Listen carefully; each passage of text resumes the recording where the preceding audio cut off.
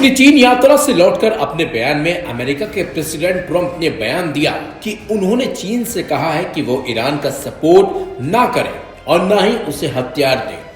चीन ने मुझसे वादा किया है। ट्रंप के इस बयान पर चीन की तरफ से चुप्पी साध ली गई, यानी चीन ने ना तो इस पर कोई टिप्पणी की और ना ही खंडन किया, या यूं कहें कि नजरअंदाज ही कर दिया। जी हाँ, चीन का यह एक्शन बताता है कि वो ईरान के पीछे खड़ा है और ट्रंप की किसी अपील का उस पर कोई असर होने से रहा। न सिर्फ चीन बल्कि ईरान का एक और भरोसेमंद दोस्त रूस भी इस बार डटकर ईरान के साथ खड़ा हो गया और यही वजह है कि सीज फायर के बीच ईरान ने किसी भी होने वाली जंग के लिए खुद को मुस्तैदी से तैयार कर लिया। मीडिया रिपोर्ट्स बता रही है कि ईरान के पास इस वक्त हजारों की संख्या में ड्रोन है। इसके अलावा ईरान ने जमीन के नीचे मौजूद अपने 50 लॉन्चरों को फिर से सक्रिय कर लिया है। इसके जरिए उसे एक साथ 1000 मिसाइलें दागने की सलाहियत हासिल हो गई है।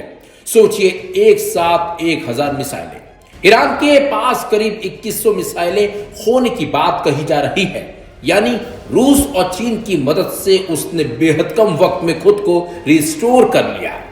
ईरान तो फिर अमेरिका को धमका रहा है कि या तो बात कर लो और नहीं जमता तो मैदान में लड़ लो, हम तैयार हैं। ईरान ने इस बार ऐसी तैयारी की है कि अगर जंग की नौबत आती है तो उसके हथियार खाड़ी देशों को भारी नुकसान पहुंचा सकते हैं।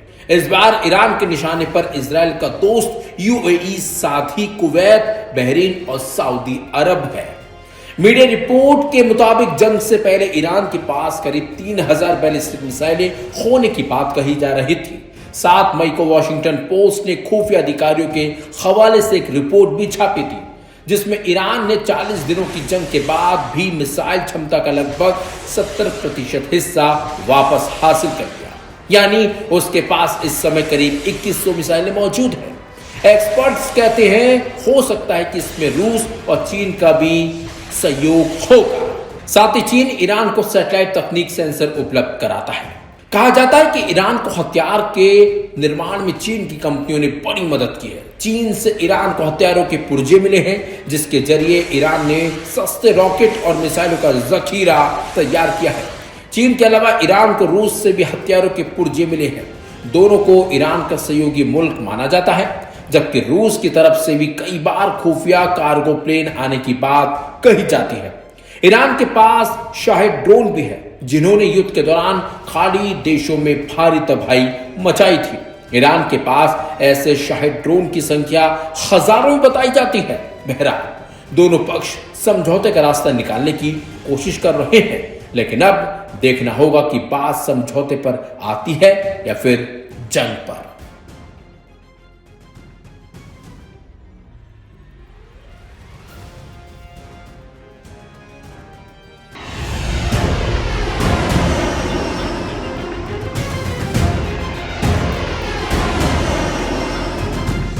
ईरान अमेरिका तनाव और जंग पर आमादा इसराइल की जुर्रतों के बीच मिडिल ईस्ट में एक खबर आग की तरह फैलती है कि ईरान के मौजूदा प्रेसिडेंट डॉक्टर मसूद पजेश्कियान ने सुप्रीम लीडर के ऑफिस को अपना इस्तीफा सौंप दिया है।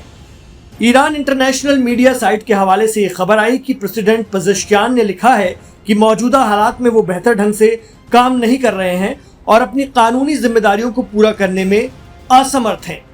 इस खबर को पश्चिमी मीडिया ने हाथों हाथ लिया और ये चलने लगा कि ईरान के प्रेसिडेंट ने इस्लामिक रेवोल्यूशन के काम करने के तरीकों से आजिज आकर अपना इस्तीफा दे दिया है और इसे ईरान में अंदरूनी तनाव से जोड़कर देखा जाने लगा।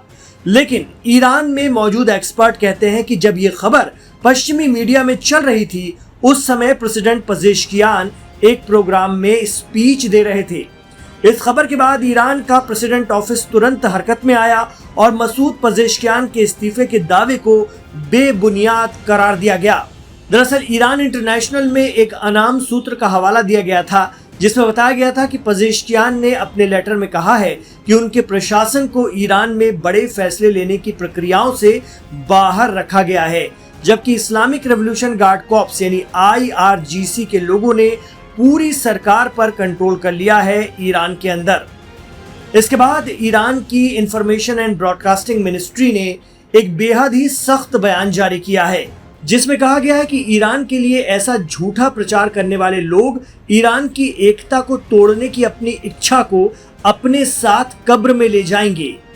ईरान सरकार ने साफ किया कि एक बदनाम विदेशी नेटवर्क की ओर से अफवाहें फैलाना पिछली मीडिया चालों की ही एक और कड़ी है।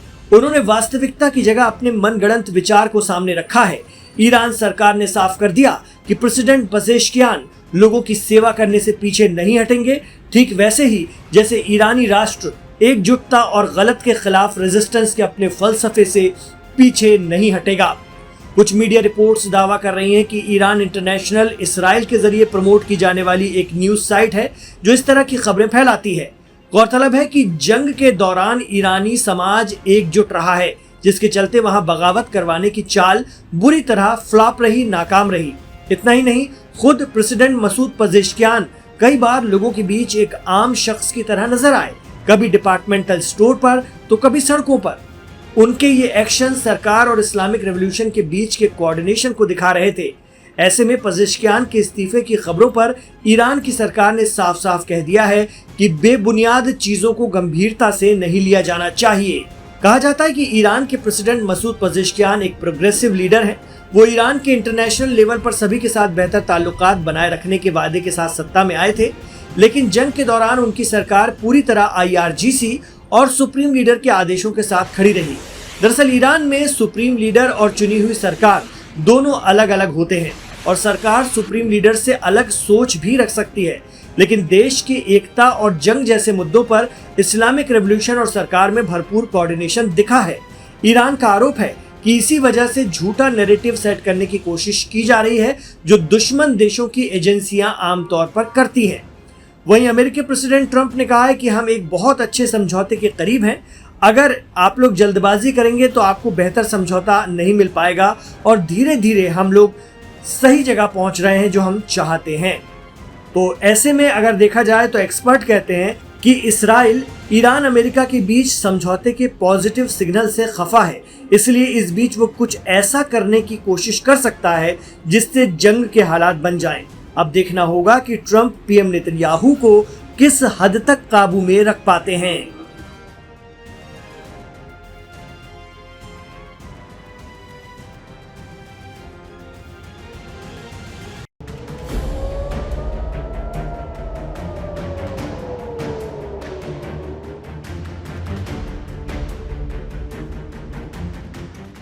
ईरान ने खित्ते के अरब देशों को अपना एक सिद्धांत, एक फलसफा बता दिया है कि अगर आपके यहाँ मौजूद अमेरिकी बेस से हम पर अटैक हुआ तो हम आपके यहाँ हमला करेंगे, फिर भले ही हमारे रिश्ते अच्छे हों, लेकिन दुश्मन को पनाह देने का खामियाजा आपको भुगतना ही होगा। तो ईरान ने फिर मारा है अमेरिकी अड्डे पर और 5 अमेरिकी सैनिक बुरी तरह जख्मी हो गए हैं। जी हाँ, इस बार ईरान का कहर कुवैत पर बरपा है, क्योंकि पहला हमला वहीं से हुआ था। आप सोच रहे होंगे कि सीजफायर के बीच भी UAE को सबक सिखाते सिखाते ईरान ने कुवैत पर हाथ साफ क्यों कर दिया। और सुनिए, ईरान ने कुवैत पर पिछले 72 घंटों में एक नहीं 2 बड़े हमले किए हैं। इसकी वजह भी है। कुवैत मिडिल ईस्ट का एक ऐसा अरब मुल्क है जहां पर अमेरिका के 7 बड़े सैन्य बेस हैं।